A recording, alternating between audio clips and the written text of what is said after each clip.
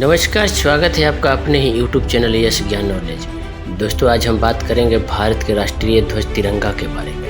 हमारे भारत के आन बान शान तिरंगा की पहचान कैसी है, आइए आपको बताते हैं इस वीडियो में। अगर वीडियो अच्छी लगे तो लाइक, कमेंट और शेयर जरूर कर दें। चैनल को सब्सक्राइब नहीं किए हैं तो सब्सक्राइब कर लें ताकि हर वीडियो की नोटिफिकेशन आपको मिलती रहे।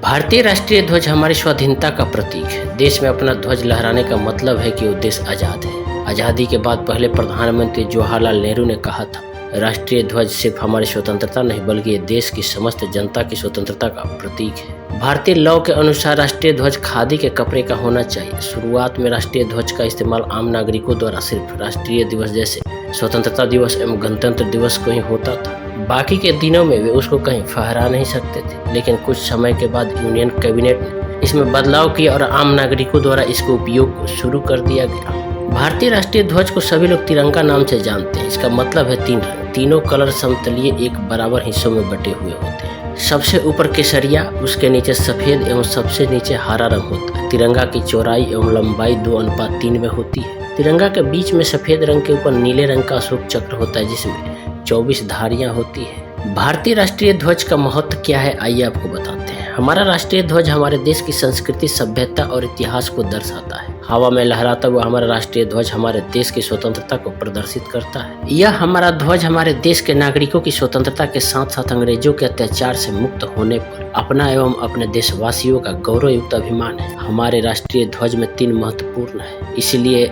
जो हमारे देश की अखंडता, एकता और वीरता को दर्शाता है। हमें गर्व है कि हम एक ऐसे देश की वजह से जहां पर वीरों और महापुरुषों ने जन्म लिया है। अब हम तिरंगा के तीनों रंगों का विस्तार से विवरण बताते हैं। केसरिया रंग तिरंगे में सबसे ऊपर होता है। यह साहस, निस्वार्थता एवं शक्ति का प्रतीक है। सफेद तिरंगा में सफेद रंग सच्चाई, शांति एवं पवित्रता का प्रतीक है। यह रंग देश में सुख शांति की उपयोगिता को दर्शाता है। हरा रंग विश्वास, शिष्टता, वृद्धि एवं हरी भरी भूमि की उर्वरता का प्रतीक है। यह समृद्धि के जीवन को दर्शाता है। अशोक चक्र, इसे धर्म चक्र भी कहते हैं। नीले रंग का अशोक चक्र 3वीं शताब्दी में सम्राट अशोक द्वारा बनाया गया था, जिसे तिरंगा में बीच में लगाया जाता है। इसमें 24 तीलियां होती है। अशोक चक्र जीवन के गतिशील होने को दर्शाता है। इसका न होना मतलब मृत्यु है। राष्ट्रीय ध्वज का इतिहास क्या है? राष्ट्रीय ध्वज स्वतंत्रता के लिए भारत की लंबी लड़ाई एवं राष्ट्रीय खजाना का प्रतिनिधित्व करता है। यह स्वतंत्र भारत के गणतंत्र का प्रतीक है। देश आजाद होने के कुछ दिन पूर्व 22 जुलाई 1947 को स्वतंत्र भारत के संविधान को लेकर एक सभा आयोजित की गई थी, जहां पर पहली बार राष्ट्रीय ध्वज तिरंगा को सबके सामने प्रस्तुत किया गया था। इसके बाद 15 अगस्त 1947 से 26 जनवरी 1950 तक राष्ट्रीय ध्वज को भारत के अधिराज्य के रूप में प्रस्तुत किया गया। 1950 में संविधान लागू होने पर इसे स्वतंत्र गणतंत्र का राष्ट्रीय ध्वज घोषित किया गया। राष्ट्रीय ध्वज को पिंगली वेंकैया द्वारा बनाया गया था। भारत के राष्ट्रीय ध्वज का इतिहास आजादी से पहले से जुड़ा हुआ है। 1904 से 1906 के आसपास पहली बार राष्ट्रीय ध्वज लोगों के सामने आया था। उस समय इसे स्वामी विवेकानंद के आयरिश शिष्या सिस्टर निवेदिता ने बनाया था। कुछ समय बाद इस ध्वज को सिस्टर निवेदिता ध्वज कहा जाने लगा। इस ध्वज का रंग पीला एवं लाल था, जिसमें लाल रंग आजादी की लड़ाई एवं पीला रंग जीत का प्रतीक था। इस पर बंगाली भाषा में बोंदे मतोरम, जिसका अर्थ वंदे मातरम है, लिखा गया था। इस पर भगवान इंद्र का शस्त्र वज्र एवं सैफ कमल का चित्र भी बनाया गया था। वज्र ताकत एवं कमल पवित्रता का प्रतीक था। 1906 में सिस्टर निवेदिता की रचना के बाद 1906 में एक बार फिर नए ध्वज का निर्माण हुआ। इसमें 3 रंग समाहित थे। सबसे ऊपर नीला, फिर पीला एवं सबसे नीचे लाल रंग था। इसमें सबसे ऊपर नीली पट्टी में 8 अलग अलग तरह के सितारे बने हुए थे। सबसे नीचे की लाल पट्टी में एक और सूर्य एवं दूसरी ओर आधा चंद्रमा एवं एक तारा बना हुआ था। पीली पट्टी में देवनागरी लिपि में वंदे मातरम लिखा गया था। इसी साल इस ध्वज में थोड़ा बदलाव किया गया। इसमें 3 रंग ही थे, लेकिन उन रंगों को बदल दिया गया। इसमें केसरिया, पीला एवं हरा रंग था, जिसे कलकत्ता ध्वज कहा गया। इसमें सबसे ऊपर 8 आधे लिखे हुए कमल बनाए गए थे, इसलिए इसे कमल ध्वज भी नाम दिया गया। इसे सचिंद्र प्रसाद बोस एवं सुकुमार मित्रा ने बनाया था। इस ध्वज को 7 अगस्त 1906 में कोलकाता के पारसी बागन चौराहे पर सुरेंद्रनाथ बनर्जी द्वारा फहराया गया था। उस समय बंगाल का विभाजन हुआ था, उसी के विरोध में ये प्रदर्शन किया गया था। 1907 में इसमें मैडम भीखाजी कामा, विनायक दामोदर सावरकर एवं श्यामजी कृष्णा वर्मा द्वारा फिर बदलाव किए गए। इसे मैडम भीकाजी कामा ध्वज भी कहा गया। 22 अगस्त 1907 में मैडम भीकाजी कामा द्वारा इस ध्वज को जर्मनी में फहराया गया था। ऐसा पहली बार था जब भारतीय ध्वज को देश के बाहर विदेशी जमीन पर फहराया गया था। इस समारोह के बाद इसे बर्लिन कमेटी ध्वज भी कहा गया। इस ध्वज में सबसे ऊपर हरा, बीच में केसरिया एवं सबसे नीचे लाल रंग था। लेकिन 1916 में पिंगली वेंकैया नाम की लेखिका ने एक ध्वज बनाया जिसमें पूरे देश को साथ लेकर चलने की उनकी सोच साफ झलक रही थी। वे महात्मा गांधी से भी मिली और उनकी राय ली। गांधी जी ने उनको इसमें चरखा भी जोड़ने की बात कही। पिंगली ने पहली बार ध्वज को खादी के कपड़े से बनाया था। इसमें 2 रंग लाल एवं हरे रंग से बनाया गया एवं बीच में चरखा भी बनाया गया। इस ध्वज को महात्मा गांधी ने देखकर नकार दिया। उनका कहना था कि लाल रंग हिंदू एवं हरा रंग मुस्लिम जाति का प्रतीक है। इस ध्वज से देश एकजुट नहीं प्रतीत होता है। फिर 1917 में बाल गंगाधर तिलक ने नए ध्वज को राष्ट्रीय ध्वज के रूप में अपनाया।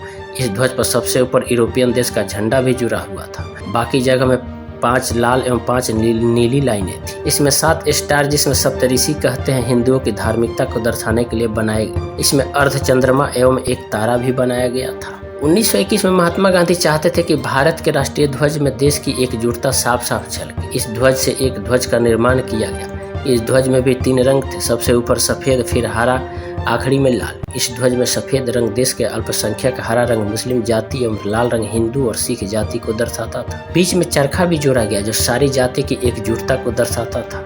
इस ध्वज को कांग्रेस पार्टी ने नहीं अपनाया, लेकिन फिर भी ये आज़ादी की लड़ाई में राष्ट्रीयता का प्रतीक बना हुआ था। 1931 में ध्वज में सांप्रदायिक व्याख्या से कुछ लोग बहुत नाराज थे। इन्हीं सब बातों को ध्यान में रखते हुए ध्वज में लाल रंग को गेरू कर दिया गया। ये रंग हिंदू मुस्लिम दोनों जाति को प्रकट करता है। लेकिन इसके बाद सिख जाति के लोगों ने राष्ट्रीय ध्वज में अपनी जाति को प्रकट करने के लिए एक अलग मांग की। इसके फलस्वरूप पिंगली ने एक नया ध्वज बनाया जिसमें सबसे ऊपर केसरिया, फिर सफेद, अंत में हरा रंग था। इसमें बीच में सफेद के ऊपर नीले रंग का चरखा था।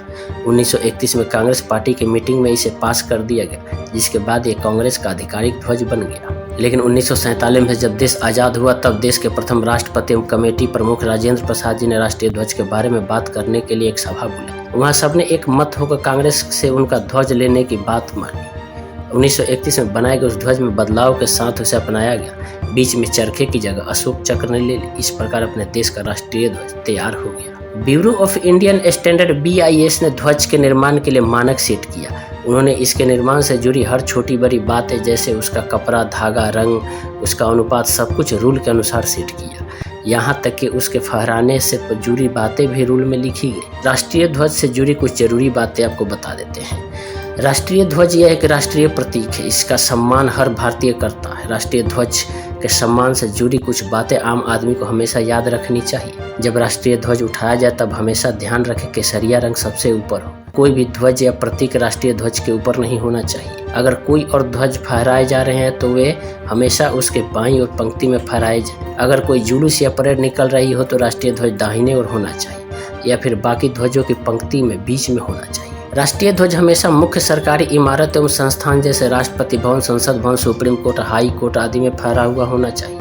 राष्ट्रीय ध्वज किसी भी पर्सनल व्यवसाय या काम के लिए उपयोग नहीं किया जा सकता। राष्ट्रीय ध्वज शाम को सूर्यास्त के समय उतार देना चाहिए। राष्ट्रीय ध्वज से जुड़ी कुछ रोचक तथ्य हैं। राष्ट्रीय ध्वज को 29 मई 1953 में दुनिया के सबसे ऊंचे पर्वत माउंट एवरेस्ट पर फहराया गया था। मैडम भीकाजी कामा पहले इंसान है जिन्होंने राष्ट्रीय ध्वज को विदेशी जमीन पर फहराया था। 1984 में राकेश शर्मा द्वारा इसे अंतरिक्ष पर फहराया गया। दिसंबर 2014 में चेन्नई में 50,000 लोगों ने राष्ट्रीय ध्वज बनाकर एक रिकॉर्ड कायम किया था।